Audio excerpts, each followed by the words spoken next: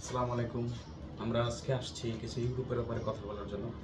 আপনারা জানেন বর্তমানে ইউরোপ কান্ট্রিতে 2024-এ সার্বিয়া, কসোভো, ক্রোয়েশিয়া এবং বুলগেরিয়া, পর্তুগাল, হাঙ্গেরি এসব কান্ট্রিতে সেনজেন এবং নন সেনজেন কান্ট্রিতে ভিসা হচ্ছে।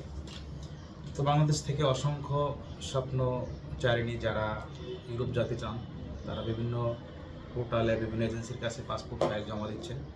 তাদের উদ্দেশ্যে কথাগুলো যে এই ইউরোপ নিয়ে আমাদের যাত্রা সবসময় ফ্রড মার্কেটে ওয়ার্ক পারমিট নিয়ে বিভিন্ন ফ্রড ওয়ার্ক পারমিট এবং বিভিন্ন সময় বিভিন্ন কোম্পানি ভিসা জালিয়াতি করে, যেগুলো আমরা নিউজে, পত্রিকায়, টিভিতে দেখে আসতেছি।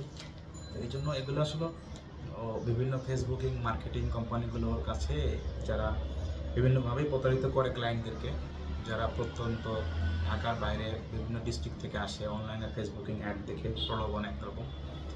তো এই ধরনের কাজগুলোর জন্যই আমরা আসলে বিভিন্ন ইউটিউবে, বিভিন্ন ফেসবুকে এবং নিউজে বিভিন্ন ধরনের সমালোচনা এবং অনেক কিছু জানার জন্য অনেক অনেক প্রজ্ঞাপন জারি করা হয়, জানানো হয়।